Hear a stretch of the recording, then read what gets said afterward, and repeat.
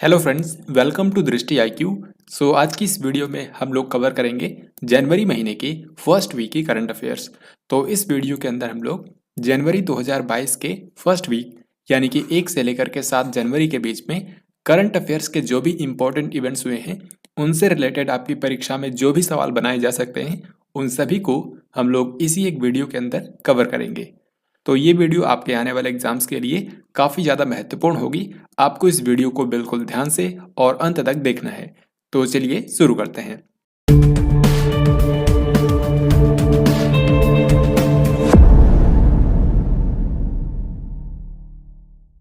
यहाँ पर आपके सामने आज का सबसे पहला क्वेश्चन है, 1 जनवरी 2022 को भारत और किस देश ने अपने अपने परमाणु ठिकानों की सूची का आदान प्रदान किया। यहाँ पर आपको बताना है कि साल की शुरुआत में यानी कि 1 जनवरी को भारत और कौन से देशों ने अपने अपने न्यूक्लियर बेसिस की जो लिस्ट है उसको आदान प्रदान किया है। तो इसका सही आंसर होगा ऑप्शन डी यानी कि पाकिस्तान। तो भारत और पाकिस्तान के बीच में साल 1992 से ही एक परंपरा चली आ रही है कि हर साल की पहली तारीख को दोनों कंट्रीज अपने अपने परमाणु ठिकानों की सूची का आदान प्रदान करते हैं। ऐसा करने के पीछे दोनों देशों का मकसद ये है कि ताकि दोनों देश आपस में एक दूसरे पर हमला ना करें। तो ये परंपरा साल 1992 से चली आ रही है। साल 1992 में 1 जनवरी के दिन पहली बार भारत और पाकिस्तान ने अपने अपने परमाणु ठिकानों की सूची का आदान प्रदान किया था। सेम वे से इस साल भी दोनों कंट्रीज ने अपने अपने न्यूक्लियर बेसिस की सूची का आदान प्रदान किया है। सशस्त्र सीमा बल यानी कि एसएसबी के महानिदेशक का अतिरिक्त प्रभार किसको दिया गया है। तो सशस्त्र सीमा बल जो है ये भारत का एक सेंट्रल आर्म्ड पुलिस फोर्स है और ये भारत के गृह मंत्रालय के अंतर्गत काम करता है। ये दो कंट्रीज के बॉर्डर पर भारत की रक्षा करता है। एक तो है नेपाल और दूसरा भूटान, यानी कि नेपाल और भूटान की बॉर्डर पर सशस्त्र सीमा बल के कर्मियों को तैनात किया जाता है। तो अभी तक इसके महानिदेशक थे कुमार राजेश चंद्र, लेकिन 31 दिसंबर 2021 को वे रिटायर हो गए। तो उसी के बाद ये पद खाली हो गया और अब सशस्त्र सीमा बल के महानिदेशक के तौर पर हाल ही में संजय अरोड़ा को कुछ समय के लिए अतिरिक्त प्रभार दिया गया है। संजय अरोड़ा जो हैं ये इस समय आईटीबीपी के महानिदेशक हैं। तो इस क्वेश्चन का आंसर हो जाएगा ऑप्शन नंबर सी। बाकी यहाँ पर जो ऑप्शंस में लिखे हैं ये भी किसी न किसी सेंट्रल आर्म्ड पुलिस फोर्स के डायरेक्टर जनरल हैं, जैसे कि कुलदीप सिंह, ये इस समय सीआरपीएफ के डायरेक्टर जनरल हैं। इसी तरीके से सीलवर्धन सिंह ये इस समय सेंट्रल इंडस्ट्रियल सिक्योरिटी फोर्स यानी कि सीआईएसएफ के महानिदेशक हैं। और पंकज कुमार सिंह जो हैं ये बॉर्डर सिक्योरिटी फोर्स यानी कि बीएसएफ के महानिदेशक हैं। तो इनके बारे में भी याद रखिए।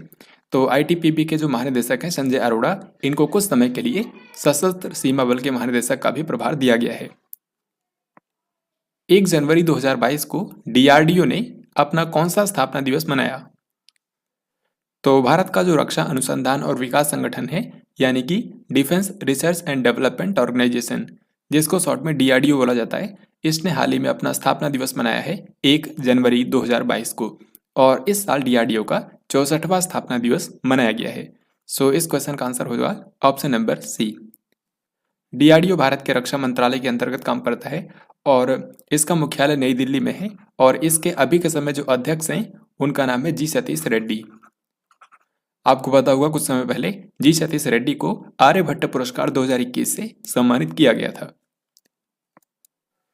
केंद्रीय मंत्री डॉक्टर जितेंद्र सिंह ने राष्ट्रीय विज्ञान दिवस 2022 की थीम जारी की है। आपको बताना है कि यह दिवस कब मनाया जाता है। तो राष्ट्रीय विज्ञान दिवस यानी कि जो नेशनल साइंस डे होता है ये हर साल भारत में मनाया जाता है 28 फरवरी को। यह दिन भारत के महान साइंटिस्ट सीवी रमन, जिन्होंने रमन इफेक्ट की खोज की थी, तो उनकी इसी खोज को चिन्हित करने के लिए हर साल 28 फरवरी को भारत में राष्ट्रीय विज्ञान दिवस मनाया जाता है। इस खोज के लिए यानी कि रमन इफेक्ट की खोज के लिए सीवी रमन को नोबेल पुरस्कार भी मिल चुका है फिजिक्स में। तो इस क्वेश्चन में यही पूछा गया है कि राष्ट्रीय विज्ञान दिवस कब मनाया जाता है। आंसर होगा ऑप्शन डी यानी कि 28 फरवरी। तो हाल ही में क्या हुआ है, भारत के जो साइंस एंड टेक्नोलॉजी मिनिस्टर हैं डॉक्टर जितेंद्र सिंह, इन्होंने इस बार के राष्ट्रीय विज्ञान दिवस 2022 के लिए थीम जारी की है। तो इसकी थीम क्या है? इसकी थीम रखी गई है integrated approach in science and technology for sustainable future. तो ये थीम आपको याद रखनी है। हाल ही में चर्चित पुस्तक ममता बियॉन्ड 2021 के लेखक कौन हैं? तो ममता अभियान 2021 ये जो किताब है इसको लिखा है जयंत घोषाल ने। और इस किताब के नाम से ही आप समझ सकते हैं कि साल 2021 में जो पश्चिम बंगाल के अंदर विधानसभा चुनाव हुए थे वहां पर ममता बनर्जी की किस तरीके से जीत हुई, यानी कि किस तरीके से ममता बनर्जी के जो नेतृत्व वाली पार्टी है ऑल इंडिया तृणमूल कांग्रेस उसकी जीत हुई और यहाँ पर भारतीय जनता पार्टी की हार हुई। तो उसी के ऊपर यह किताब लिखी गई है ममता अभियान 2021, जिसको लिखा है जयंत घोषाल ने। इसके अलावा जनवरी के फर्स्ट वीक में ये 2 बुक्स और चर्चा में रही, जैसे कि Bachelor Dad, My Journey to Fatherhood and More. तो ये किताब लिखी है बॉलीवुड एक्टर तुषार कपूर ने। ये बॉलीवुड एक्टर तुषार कपूर की पहली किताब है, तो इसका नाम याद रखिए बैचलर डैड। फिर इसके बाद नेक्स्ट बुक है Gandhi's assassin, the making of Nathuram Godse and his idea of India. तो नाथुराम गोडसे ने महात्मा गांधी की हत्या की थी, उसी के ऊपर यह किताब लिखी गई है। इसको लिखा है दिल्ली के पत्रकार धीरेन्द्र कुमार झा ने।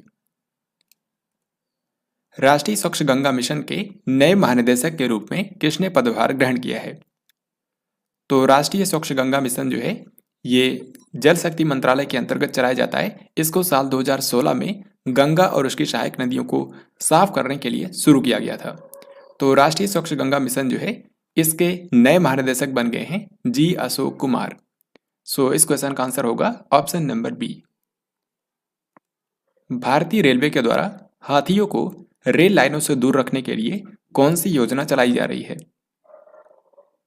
तो हाथियों को रेलवे की पटरियों से दूर रख करके उनकी जान बचाने के लिए भारतीय रेलवे के द्वारा एक काफ़ी इंपॉर्टेंट योजना चलाई जा रही है, जिसका नाम है मधुमक्खी योजना, या फिर इसी को इंग्लिश में प्लान बी बोला जाता है, प्लान बी। और इस योजना के जरिए क्या किया जाता है, एक खास तरीके का उपकरण रेलवे पटरियों के पास में इंस्टॉल किया जाता है, जिससे मधुमक्खियों की जो आवाज़ है वो काफ़ी लाउडली सुनाई जाती है, जो कि 400 मीटर के दायरे में सुनाई देती है। तो इससे जो हाथी हैं वो रेलवे के पटरियों से दूर ही रहते हैं, वो करीब नहीं आते हैं, तो इससे इनकी जान बचाई जाती है। तो ये जो योजना है मधुमक्खी योजना, ये वैसे तो नॉर्दर्न ईस्टर्न जो फ्रंटियर रेलवे है, यानी कि पूर्वोत्तर सीमांत रेलवे, उसके द्वारा पहले शुरू की गई थी, लेकिन ये काफ़ी हद तक सफल रही है, तो इसीलिए अब इसको पूरे देश में लागू किया जा रहा है। और इसी की घोषणा हाल ही में भारत के रेलवे मंत्री अश्विनी वैष्णव ने करी है। तो इस क्वेश्चन का आंसर होगा ऑप्शन नंबर डी। भारत की एक घरेलू क्रेडिट रेटिंग एजेंसी है जिसका नाम है इकरा। इसने हाल ही में मौजूदा वित्त वर्ष में भारत की जीडीपी वृद्धि दर कितने % रहने का अनुमान लगाया है? तो यहाँ पर आप देख सकते हैं जो भारत की केंद्रीय बैंक है यानी कि आरबीआई ने अनुमान लगाया है 9.5%, और जो क्रेडिट रेटिंग एजेंसी है इकरा, इसने अनुमान लगाया है 9%, यानी कि आरबीआई के अनुमान से 0.5% कम अनुमान दिया है इकरा क्रेडिट रेटिंग एजेंसी ने।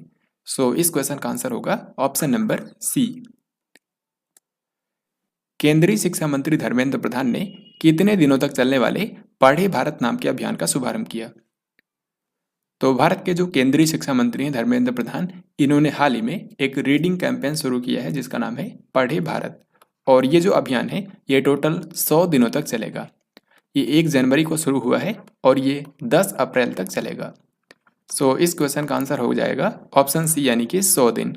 इस अभियान का मेन मकसद है कि बच्चों के अंदर सीखने की क्षमता को बढ़ावा देना। 2 जनवरी को प्रधानमंत्री नरेंद्र मोदी ने किस शहर के अंदर मेजर ध्यानचंद खेल विश्वविद्यालय की आधारशिला रखी है? तो आपको बताना है कि इनमें से कौन से शहर के अंदर मेजर ध्यानचंद खेल विश्वविद्यालय बनाया जाएगा, जिसकी आधारशिला हाल ही में पीएम नरेंद्र मोदी ने रखी है। तो ये शहर है उत्तर प्रदेश का मेरठ, यानी कि उत्तर प्रदेश के मेरठ शहर में मेजर ध्यानचंद खेल विश्वविद्यालय बनाया जाएगा, जिसकी आधारशिला हाल ही में पीएम नरेंद्र मोदी ने रखी है 2 जनवरी को। तो यहाँ पर आप देख भी सकते हैं उत्तर प्रदेश के मेरठ में इन्होंने आधारशिला रखी है। ये जो स्पोर्ट्स यूनिवर्सिटी यानी कि खेल विश्वविद्यालय बनाया जाएगा, यहाँ पर ऑब्वियसली जो खिलाड़ी हैं उनको ट्रेनिंग प्रोवाइड की जाएगी, और इसमें आप देख सकते हैं इसकी क्षमता होगी 1080 खिलाड़ियों को एक साथ ट्रेन करने की। इनमें 540 महिला और 540 पुरुष होंगे। साथ ही आपको बता दूं कि इस विश्वविद्यालय को बनाने में 700 करोड़ रुपए की लागत आएगी। रेलवे बोर्ड का नया अध्यक्ष और सीईओ किसको अपॉइंट कर दिया गया है? So this question is very very important. Railway board के अभी तक अध्यक्ष थे सुनीत शर्मा, लेकिन हाल ही में रिटायर हो गए हैं। तो सुनीत शर्मा के स्थान पर अब रेलवे बोर्ड का नया अध्यक्ष और सीईओ बना दिया गया है विनय कुमार त्रिपाठी को, यानी कि वी के त्रिपाठी को। सो इस क्वेश्चन का आंसर होगा ऑप्शन डी। रॉस टेलर ने अंतर्राष्ट्रीय क्रिकेट से संन्यास की घोषणा कर दी है। आपको बताना है कि ये कौन से देश के क्रिकेटर हैं।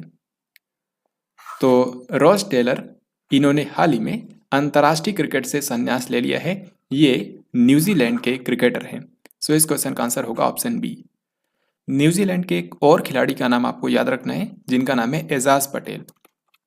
एजाज पटेल हाल ही में खबरों में इसलिए थे क्योंकि ये एक ही पारी के अंदर सारे के सारे 10 विकेट लेने वाले दुनिया के तीसरे खिलाड़ी बने थे। टेस्ट मैचेस की मैं बात कर रहा हूँ। टेस्ट मैचेस के इतिहास में एक ही पारी के अंदर सभी 10 विकेट लेने वाले ये दुनिया के तीसरे खिलाड़ी बने थे। और इनकी इस उपलब्धि को देखते हुए साल 2021 के दिसंबर महीने के लिए इनको आईसीसी ने प्लेयर ऑफ द मंथ भी चुना है। फिर इसके बाद अगला सवाल है, हाल ही में किस देश के ऑलराउंडर मोहम्मद हफीज ने अंतर्राष्ट्रीय क्रिकेट से संन्यास ले लिया है।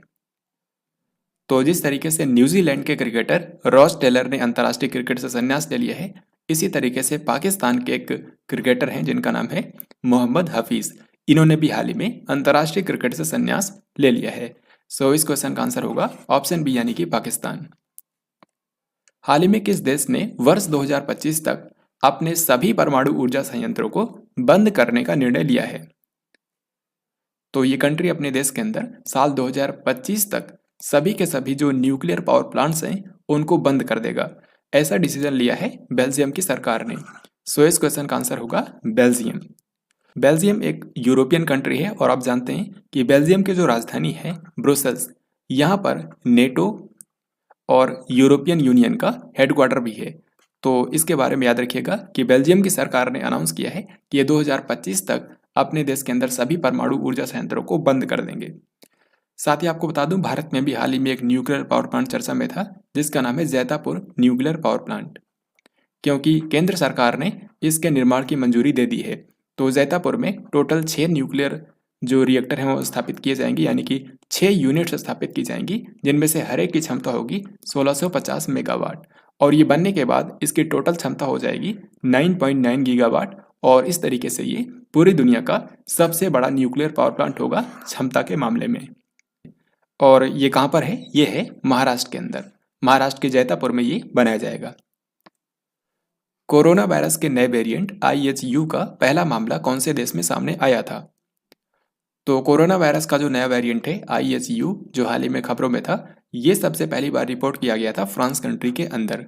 हालांकि WHO जो है यानी कि वर्ल्ड हेल्थ ऑर्गेनाइजेशन, उसने बताया है कि ये जो IHU वेरिएंट है ये ओमिक्रॉन या फिर डेल्टा वेरिएंट की तरफ काफ़ी ज़्यादा संक्रामक नहीं है। ठीक है, सो इस क्वेश्चन का हमारा आंसर होगा ऑप्शन ए। WHO ने अभी तक टोटल कोविड-19 के 5 ऐसे वेरिएंट्स हैं जिनको वेरिएंट ऑफ कंसर्न डिक्लेयर किया हुआ है। तो ये कौन कौन से हैं? एक तो है अल्फा, फिर बीटा, गामा, फिर इसके बाद डेल्टा जो कि भारत में पहली बार देखा गया था, और फिर आखिर में ओमिक्रॉन। ये जो कोविड-19 का ओमिक्रॉन वेरिएंट है यही काफ़ी तेज़ी से पूरी दुनिया में फैल रहा है और ये सबसे पहली बार रिपोर्ट किया गया था दक्षिण अफ्रीका में। तो ये बात आपको याद रखनी है। भारत की पहली शिक्षिका के रूप में किसे जाना जाता है? यानी कि भारत की फर्स्ट फीमेल टीचर के रूप में किसको जाना जाता है? तो इसका सही आंसर हो जाएगा ऑप्शन सी, यानी कि सावित्रीबाई फुले। सावित्रीबाई फुले जो हैं, इन्होंने अपने पति ज्योतिराव फुले के साथ में मिलकर के भारत के अंदर महिलाओं के लिए पहले विश्वविद्यालय की स्थापना की थी और इसीलिए इनको भारत की फर्स्ट फीमेल टीचर के रूप में जाना जाता है।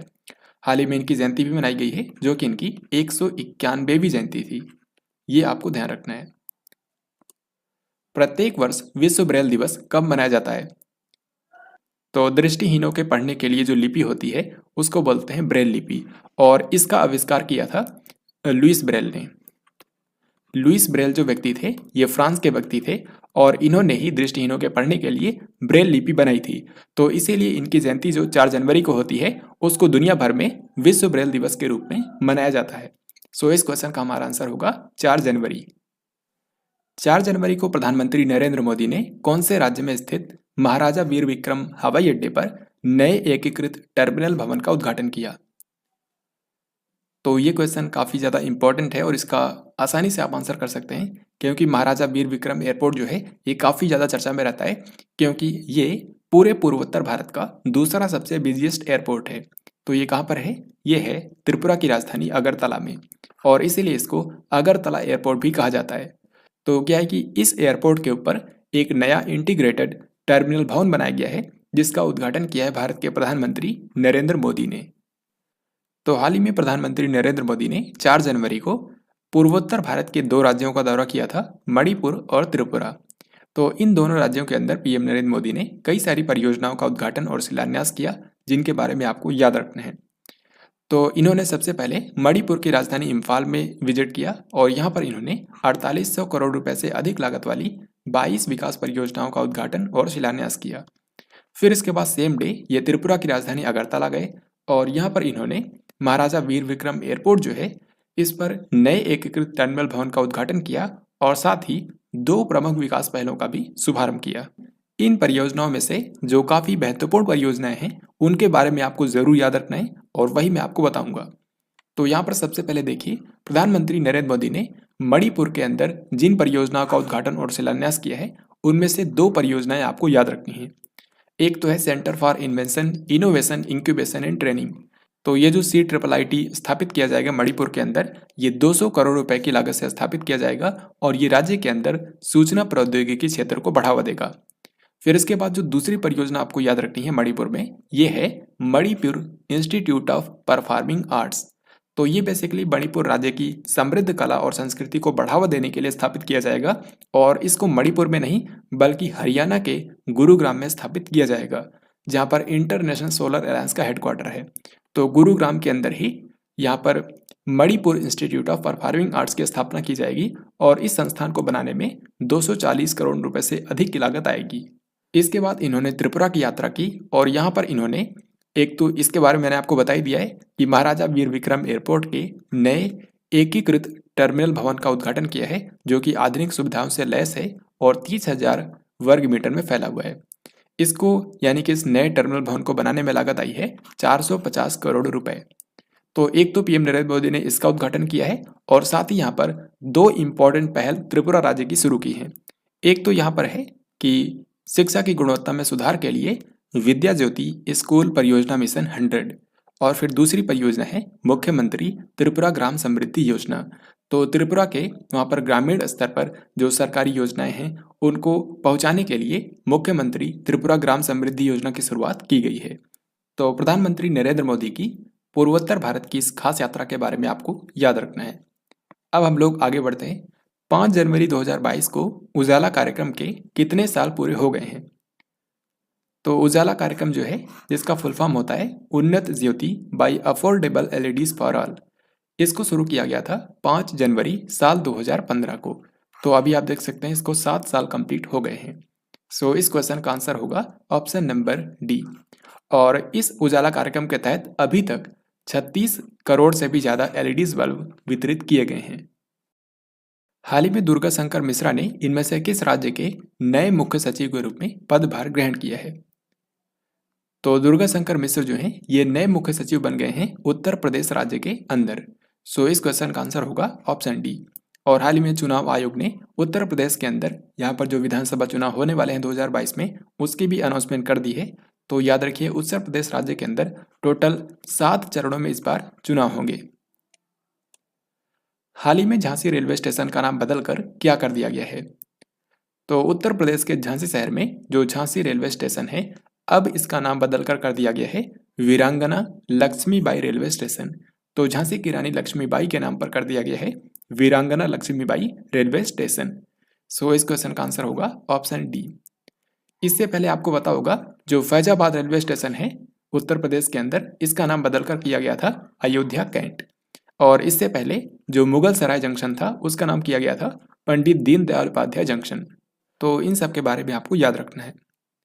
किस राज्य की सरकार ने CM डैशबोर्ड 360 नामक एक निगरानी प्रणाली की शुरुआत की है? तो राज्य के अंदर जो भी योजनाएं चलाई जा रही हैं, वो किस तरीके से इम्प्लीमेंट हो रही हैं और उनकी प्रोग्रेस कैसी है, ये सब जो इस राज्य के मुख्यमंत्री हैं वो इस पोर्टल के जरिए ट्रैक कर पाएंगे। तो CM डैशबोर्ड 360 जो है, इसको शुरू किया है तमिलनाडु की सरकार ने। तमिलनाडु में इस समय जो मुख्यमंत्री हैं उनका नाम है MK स्टालिन, और इनकी पार्टी का नाम है द्रविड़ मुनेत्र खड़गम। साथ ही तमिलनाडु की राजधानी आप जानते हैं चेन्नई है और तमिलनाडु के जो राज्यपाल हैं उनका नाम है RN रवि। हाल ही में किस अंतरिक्ष एजेंसी ने अगस्त 2022 तक साइके मिशन लॉन्च करने की घोषणा की है? तो साइके मिशन क्या है? इससे पहले मैंने आपको एक और मिशन के बारे में बताया था जिसका नाम था लूसी मिशन। और लूसी मिशन जो है इसको नासा ने लॉन्च किया है, जो कि जो बृहस्पति के ट्रोजन एस्टेरॉयड्स हैं उनका अध्ययन करेगा। तो उसी तरीके से हाल ही में नासा ने, यानी कि अमेरिका की जो स्पेस एजेंसी है, इसने एक और मिशन की अनाउंसमेंट की है जो कि अगस्त 2022 में लॉन्च होगा। इसका नाम है साइके मिशन। साइके बेसिकली एक एस्टेरॉयड है, यानी कि क्षुद्र ग्रह है, जो कि मंगल ग्रह और जो बृहस्पति ग्रह है उसके बीच में जो एस्टेरॉयड का बेल्ट है उनके बीच में स्थित है। और इसी का अध्ययन करने के लिए नासा साइके मिशन भेजेगा अगस्त 2022 के अंदर। तो बेसिकली क्या है कि ये जो साइके नाम का एस्टेरॉयड है ये मेटेलिक एलिमेंट से बना है, तो इसीलिए इसका अध्ययन काफ़ी ज़्यादा महत्वपूर्ण हो जाता है। तो याद रखिएगा, इसको नासा ने अनाउंस किया है। निरस्त्रीकरण पर संयुक्त राष्ट्र सम्मेलन यानी कि यूनाइटेड नेशन कॉन्फ्रेंस ऑन डिसआर्मामेंट यानी कि UNCT, जिसका मुख्यालय है जेनेवा के अंदर। तो आपको बताना है कि इसमें भारत के अगले स्थायी प्रतिनिधि के रूप में किसे अपॉइंट कर दिया गया है। तो निरस्त्रीकरण पर संयुक्त राष्ट्र सम्मेलन, इसके अंदर भारत के स्थायी प्रतिनिधि बन गए हैं डॉक्टर अनुपम रे। सो इस क्वेश्चन का आंसर होगा ऑप्शन बी। डॉक्टर अनुपम रे से पहले UNCD के अंदर भारत के जो परमानेंट रिप्रेजेंटेटिव थे उनका नाम था पंकज शर्मा। पंकज शर्मा। और हाल ही में पंकज शर्मा को मैक्सिको कंट्री के अंदर भारत का नया राजदूत बना दिया गया है।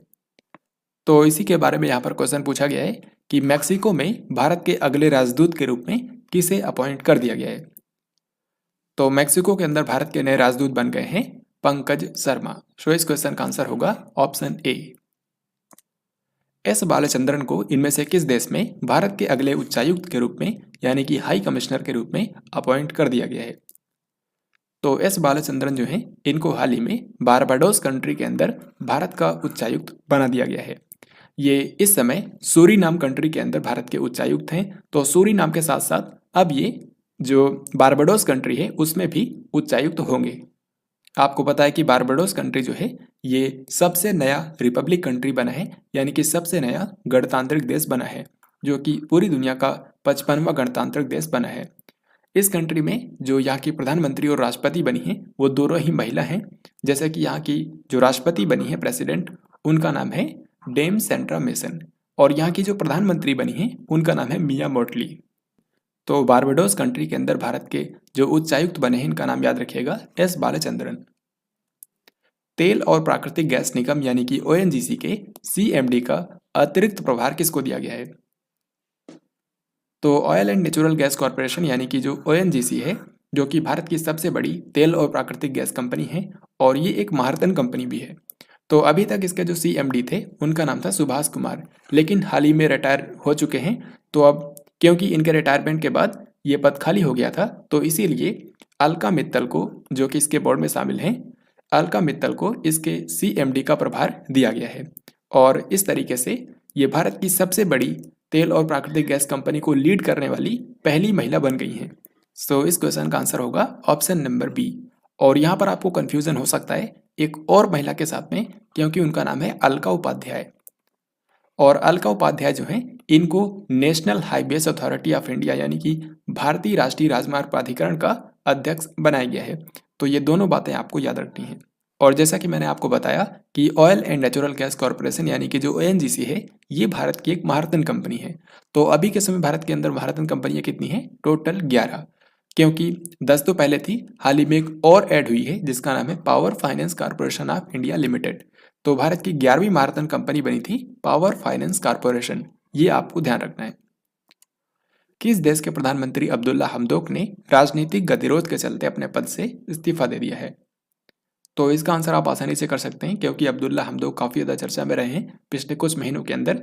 क्योंकि आपको पता होगा ये कंट्री जिसकी हम बात कर रहे हैं ये है सूडान। तो सूडान जो कि एक अफ्रीकी देश है, यहाँ पर पिछले साल यानी कि 2021 में वहाँ की जो सेना है उन्होंने तख्ता पलट किया था और अब्दुल्ला हमदोक को यहाँ पर नज़रबंद कर दिया गया था। लेकिन कुछ दिनों बाद ही जो वहाँ के सेना प्रमुख हैं और यहाँ के प्रधानमंत्री अब्दुल्ला हमदोक, इन दोनों लोगों के बीच में आपस में एक डील हुई जिसमें टोटल 14 बातों पर हस्ताक्षर किए गए थे।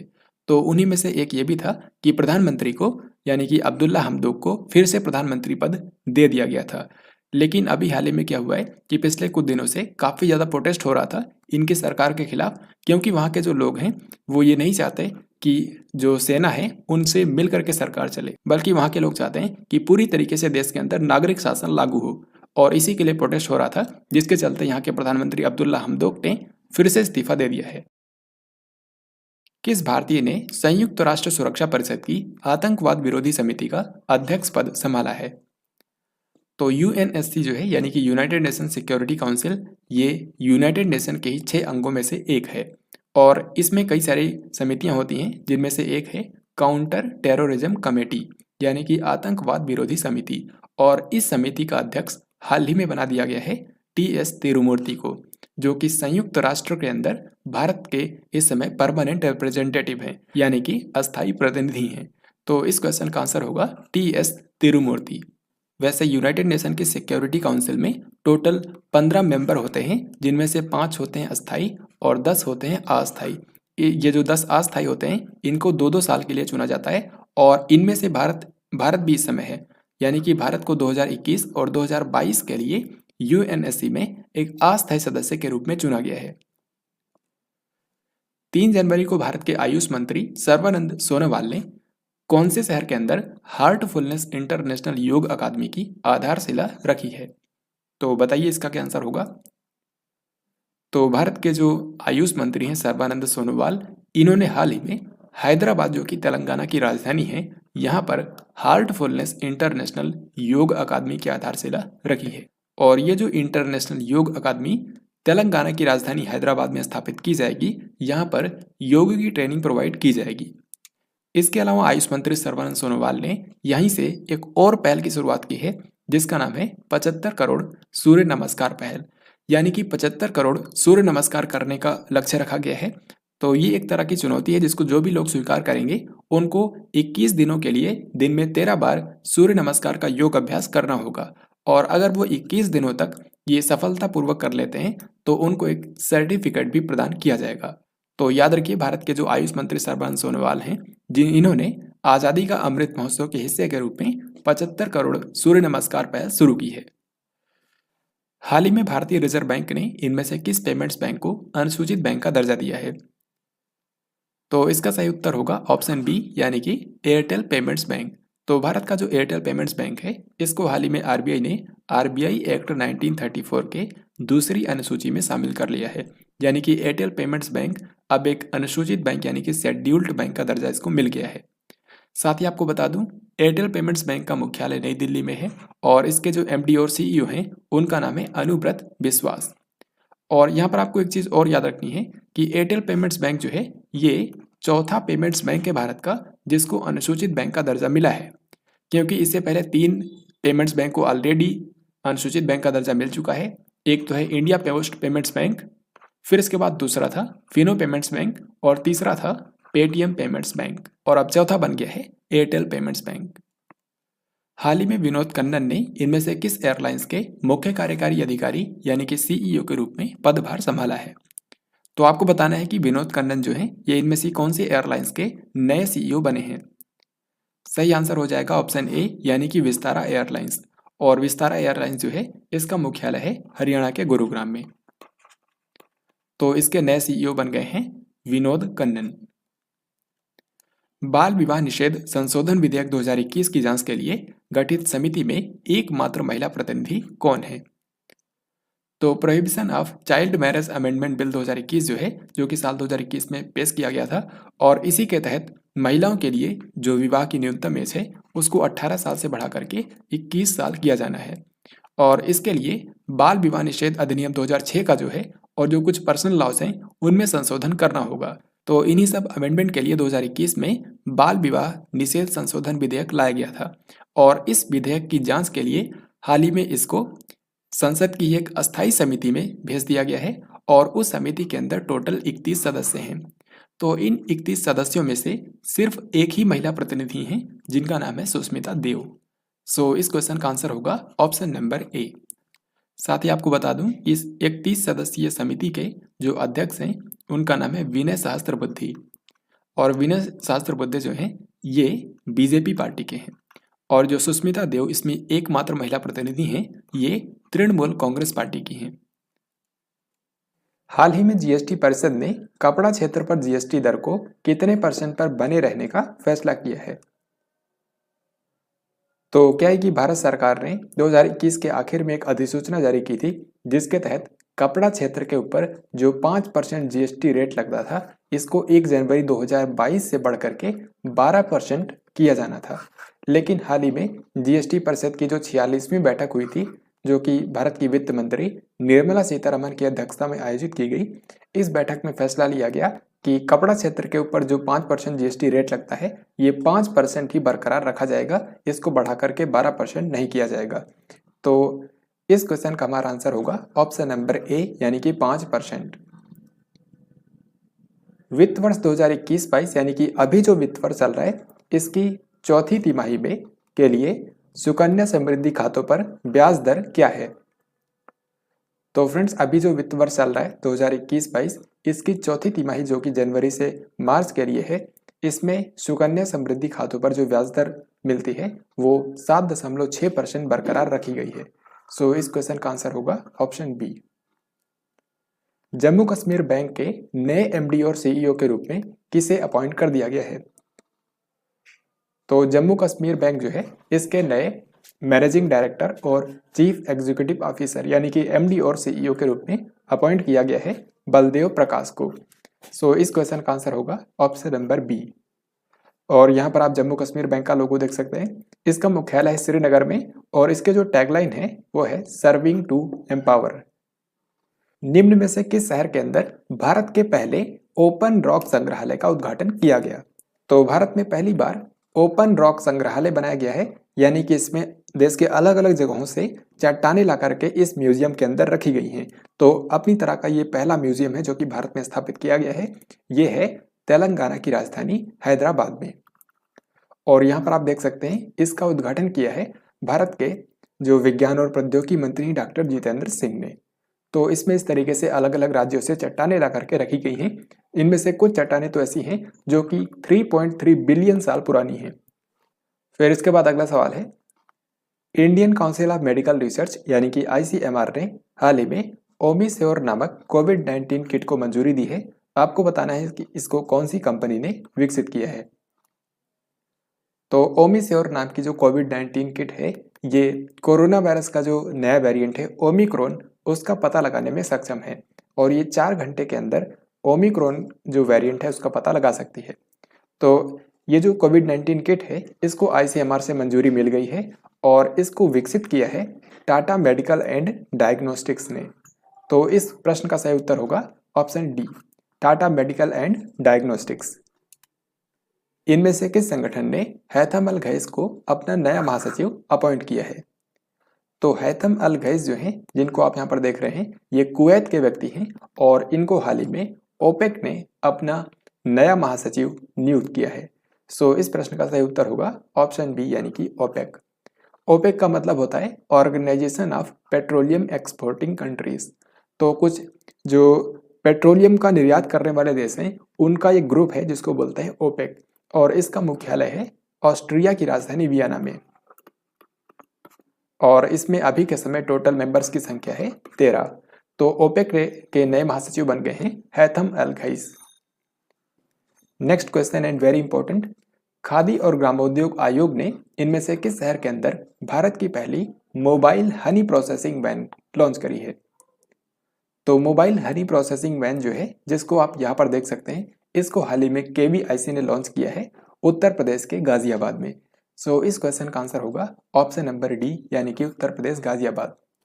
तो केवीआईसी ने ये जो mobile honey processing van launch करी है इसमें शहद को प्रोसेस करने के लिए जो जरूरी उपकरण होते हैं वो सभी इसमें इंस्टॉल किए गए हैं। तो ये गांव-गांव जाएगी और वहाँ के जो मधुमक्खी पालक हैं उनकी शहद को वहीं पर उनके डोर स्टेप पर प्रोसेस करके दिया जाएगा ताकि गांव के अंदर जो मधुमक्खी पालक हैं उनको शहद की प्रोसेसिंग करवाने के लिए दूर के शहरों में ना जाना पड़े। साथ ही आपको बता दूं कि इस वैन के अंदर शहद की गुणवत्ता की जांच करने के लिए इसमें शहद परीक्षण प्रयोगशाला भी लगाई गई है, जिसके जरिए तुरंत ही शहद की जो गुणवत्ता है उसकी जांच की जा सकती है। तो याद रखिएगा, केवीआईसी ने भारत में पहली बार मोबाइल हनी प्रोसेसिंग वैन को लॉन्च किया है उत्तर प्रदेश के गाजियाबाद में। अब इस क्वेश्चन में आपको बताना है, सिडनी पोइटियर जिनका हाल ही में निधन हो गया, ये कौन से देश के प्रसिद्ध अभिनेता थे। तो यहाँ पर आप जिनको देख रहे हैं इनका नाम है सिडनी पोइटियर और ये अमेरिका के एक मशहूर अभिनेता थे। हाल ही में इनकी डेथ हो गई है और इनके पास एक काफ़ी अनोखा रिकॉर्ड ये है कि ये पहले अश्वेत व्यक्ति थे जिन्होंने ऑस्कर पुरस्कारों में बेस्ट एक्टर का अवार्ड जीता था। तो ऑस्कर पुरस्कारों में जो बेस्ट एक्टर का अवार्ड होता है उसको पाने वाले ये पहले अश्वेत व्यक्ति थे। इनको साल 1984 के अंदर ऑस्कर पुरस्कारों में बेस्ट एक्टर का अवार्ड मिला था। तो ये अमेरिकी अभिनेता थे, ये आपको याद रखना है। इनमें से किस राज्य में स्थित जवाहरलाल नेहरू रोड का नाम बदलकर नरेंद्र मोदी मार्ग कर दिया गया है। तो सिक्किम राज्य के अंदर एक नई सड़क बनाई गई है जिसका नाम था जवाहरलाल नेहरू रोड, लेकिन हाल ही में इसका नाम बदलकर कर दिया गया है नरेंद्र मोदी मार्ग। सो इस क्वेश्चन का आंसर होगा ऑप्शन नंबर बी। सिक्किम की जो राजधानी है उसका नाम है गंगटोक। सिक्किम में इस समय यहाँ के जो मुख्यमंत्री हैं उनका नाम है PS गोले और इन्हीं को प्रेम सिंह तमांग भी कहा जाता है। इनकी पार्टी का नाम है सिक्किम क्रांतिकारी मोर्चा। और साथ ही आपको बता दूं, सिक्किम के राज्यपाल हैं गंगा प्रसाद, जिन्होंने ये जवाहरलाल नेहरू रोड का नाम बदल करके नरेंद्र मोदी मार्ग किया है। सिक्किम के पास एक काफी अनोखा रिकॉर्ड ये है कि न केवल भारत बल्कि पूरी दुनिया का पहला स्टेट है जो कि 100% ऑर्गेनिक खेती करने वाला स्टेट बना था। ये भी आपको ध्यान रखना है। इसके लिए इसको साल 2018 में चैंपियंस ऑफ अर्थ अवार्ड से भी सम्मानित किया गया था। भारतीय तटरक्षक बल यानी कि इंडियन कोस्ट गार्ड के नए महानिदेशक के रूप में किसे नियुक्त किया गया है। So this question is very very important. Bharat का जो तटरक्षक बल है ये भारत की तट रेखा की रक्षा करता है और अब इसके नए महानिदेशक बन गए हैं वीरेंद्र सिंह पठानिया। आपको पता होगा इससे पहले तक ICG यानी कि इंडियन कोस्ट गार्ड के महानिदेशक थे कृष्ण स्वामी नटराजन यानी कि के नटराजन, लेकिन अभी रिटायर हो चुके हैं और अब इनके बाद इंडियन कोस्ट गार्ड के 24वें महानिदेशक बन गए हैं वीरेंद्र सिंह पठानिया। तो ये नंबर भी याद रखना है आपको, ये इंडियन कोस्ट गार्ड के 24वें महानिदेशक बने हैं। इंडियन कोस्ट गार्ड जो है ये भारत के रक्षा मंत्रालय के अंदर काम करता है। इसका मुख्यालय है नई दिल्ली के अंदर। इनमें से किस विश्वविद्यालय में Kalpana Chawla centre for research in space science and technology का उद्घाटन किया गया। तो भारत के अंदर अंतरिक्ष विज्ञान और प्रौद्योगिकी पर अनुसंधान को बढ़ावा देने के लिए कल्पना चावला के नाम पर एक सेंटर का उद्घाटन किया गया है और ये सेंटर बना है चंडीगढ़ विश्वविद्यालय में। तो इस प्रश्न का सही उत्तर हो जाएगा चंडीगढ़ विश्वविद्यालय। यहाँ पर आप देख सकते हैं भारत के रक्षा मंत्री राजनाथ सिंह ने इसका उद्घाटन किया है। और साथ ही आपको बता दूं, कल्पना चावला जिनके नाम पर ये सेंटर का नाम रखा गया है, ये भारतीय मूल की पहली महिला थी जिन्होंने अंतरिक्ष में गई थी। अंतरिक्ष में जाने वाली ये भारतीय मूल की पहली महिला थी। 5 जनवरी को राजनाथ सिंह और नितिन गडकरी ने उत्तर प्रदेश के अंदर किस एक्सप्रेसवे की आधारशिला रखी। तो भारत के जो रक्षा मंत्री हैं राजनाथ सिंह और भारत के जो सड़क परिवहन और राजमार्ग मंत्री हैं नितिन गडकरी, इन दोनों लोगों ने हाल ही में संयुक्त रूप से उत्तर प्रदेश के अंदर एक नए एक्सप्रेसवे की आधारशिला रखी है। और ये जो एक्सप्रेसवे है ये लखनऊ से लेकर के कानपुर तक बनाया जाएगा। सो इस क्वेश्चन का आंसर होगा ऑप्शन सी। ये जो लखनऊ कानपुर एक्सप्रेसवे बनेगा इसकी टोटल लंबाई होगी 63 किलोमीटर और इसको बनाने में लागत आएगी 4200 करोड़ रुपए। ठीक है, तो ये दो चीजें आपको याद रखनी है। यहाँ पर उत्तर प्रदेश में एक्सप्रेसवे की बात हो रही है, तो आपको बता दूं कि इससे पहले यानी कि दिसंबर महीने में भारत के प्रधानमंत्री नरेंद्र मोदी ने भी एक एक्सप्रेसवे की आधारशिला रखी थी यहाँ पर उत्तर प्रदेश के अंदर, जो कि बनने के बाद उत्तर प्रदेश राज्य का सबसे लंबा एक्सप्रेसवे होगा क्योंकि उसकी लंबाई होगी 594 किलोमीटर। और ये एक्सप्रेसवे कौन सा है? इसका नाम है गंगा एक्सप्रेसवे। और ये जो एक्सप्रेसवे है ये मेरठ से शुरू होगा और प्रयागराज तक जाएगा। इसको बनाने में लागत आएगी 36,000 करोड़ रुपए। तो ये दोनों जो एक्सप्रेसवे हैं इनके बारे में याद रखिएगा, 1 महीने के अंतराल पर ही इन दोनों की आधारशिला रखी गई है। भारतीय स्टेट बैंक ने मुफ्त IMPS लेन देन की सीमा को 2 लाख रुपए से बढ़ाकर कितना कर दिया है? तो IMPS का मतलब होता है इमीडिएट पेमेंट सर्विस। जब आप किसी एक बैंक से दूसरे बैंक अकाउंट में पैसे ट्रांसफर करते हैं और अगर आपको इमीडिएटली पैसे ट्रांसफर करने हो तो IMPS सर्विस का इस्तेमाल किया जाता है। तो अभी तक क्या था कि भारतीय स्टेट बैंक ने फ्री में IMPS लेन देन की जो सीमा थी, डेली लिमिट तय की थी, वो थी 2 लाख रुपए। यानी कि एक दिन के अंदर आप अधिकतम 2 लाख रुपए ही फ्री में IMPS के तहत लेन देन कर सकते थे। लेकिन अब इस लिमिट को बढ़ाकर कर दिया गया है 5 लाख रुपए। सो इस क्वेश्चन का आंसर होगा ऑप्शन नंबर सी। भारतीय स्टेट बैंक के बारे में याद रखिएगा, इसके जो अध्यक्ष हैं उनका नाम है दिनेश कुमार खारा। भारत के प्रधानमंत्री नरेंद्र मोदी ने इनमें से किस शहर के अंदर चित्तरंजन राष्ट्रीय कैंसर संस्थान के दूसरे परिसर का उद्घाटन किया? तो इसका सही उत्तर हो जाएगा ऑप्शन डी, यानी कि कोलकाता, पश्चिम बंगाल। तो पश्चिम बंगाल की जो राजधानी कोलकाता है, यहीं पर चित्तरंजन राष्ट्रीय कैंसर संस्थान स्थित है। तो अभी इसका जो दूसरा परिसर बनाया गया है, उसका उद्घाटन किया है भारत के प्रधानमंत्री नरेंद्र मोदी ने। हालांकि इसके लिए इन्होंने पश्चिम बंगाल में विजिट नहीं किया, बल्कि इन्होंने वर्चुअली इसका उद्घाटन किया है। 6 जनवरी 2022 को भारतीय मानक ब्यूरो ने अपना कौन सा स्थापना दिवस मनाया?